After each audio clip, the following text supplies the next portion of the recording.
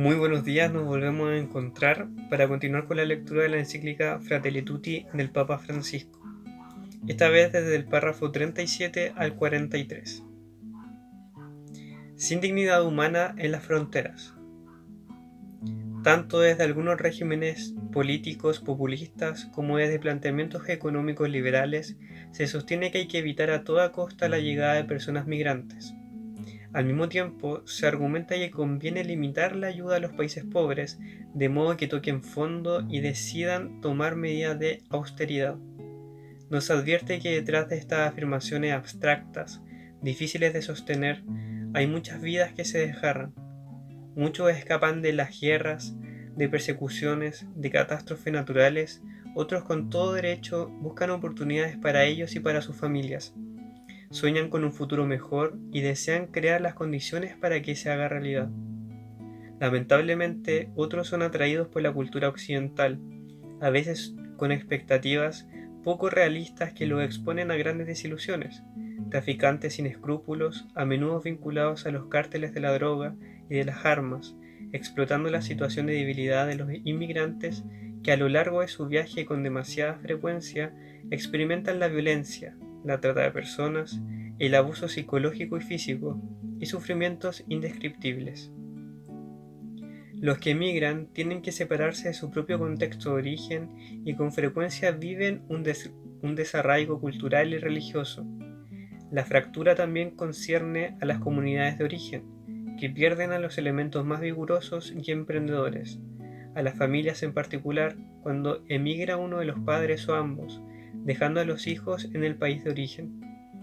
Por consiguiente, también hay que reafirmar el derecho a no emigrar, es decir, a tener las condiciones para permanecer en la propia tierra.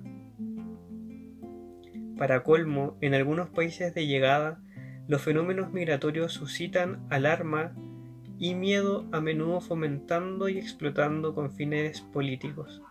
Se difunde así una mentalidad xenófoba, de gente cerrada y replegada sobre sí misma. Los migrantes no son considerados suficientemente dignos para participar en la vida social como cualquier otro, y se olvida que tienen la misma dignidad intrínseca de cualquier persona.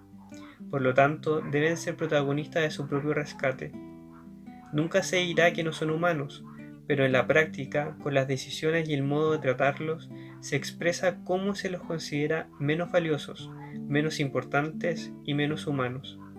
Es inaceptable que los cristianos compartan esta mentalidad y estas actitudes, haciendo prevalecer a veces ciertas preferencias políticas por encima de hondas convicciones de la propia fe. La dignidad de cada persona humana más allá de su origen, color o religión, y la ley suprema del amor fraterno.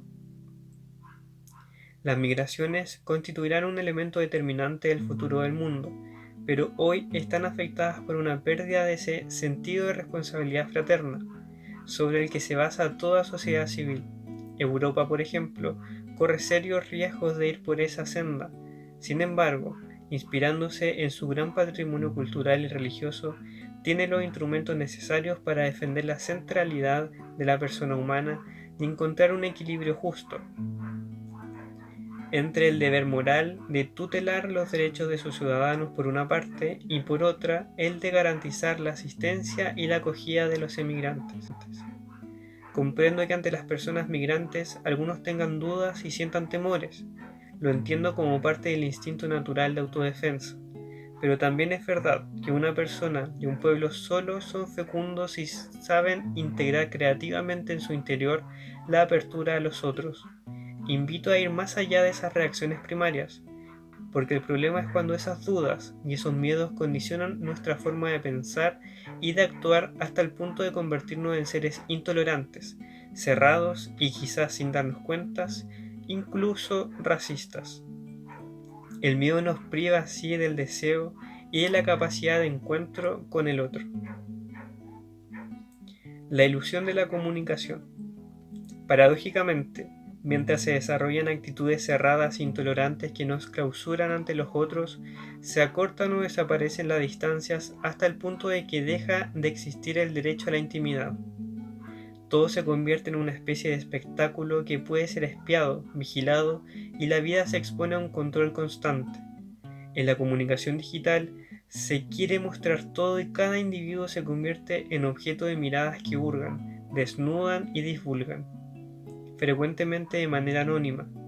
El respeto al otro se hace pedazos y de esa manera, al mismo tiempo que lo desplazo, lo ignoro y lo mantengo lejos. Sin pudor alguno, puedo invadir su vida hasta el extremo. Por otra parte, los movimientos digitales de odio y destrucción no constituyen, como algunos pretenden hacer creer, una forma adecuada de cuidado grupal, sin meras asociaciones contra un enemigo. En cambio, los medios de comunicaciones digitales pueden exponer al riesgo de dependencia, de aislamiento y de progresiva pérdida de contacto con la realidad concreta, obstaculizando el desarrollo de relaciones interpersonales auténticas. Hacen falta gestos físicos, expresiones del rostro, silencios, lenguaje corporal y hasta el perfume, el temblor de las manos, el rubor, la transpiración, porque todo eso habla y forma parte de la comunicación humana. Las relaciones digitales, que eximen del laborioso cultivo de una amistad, de una reciprocidad estable e incluso de un consenso que madura con el tiempo, tienen apariencia de sociabilidad. No construyen verdaderamente un nosotros, sino que suelen disimular y amplificar el mismo individualismo que se expresa en la xenofobia y en el desprecio de los débiles. La conexión digital no basta para tender puentes, no alcanza para unir a la humanidad.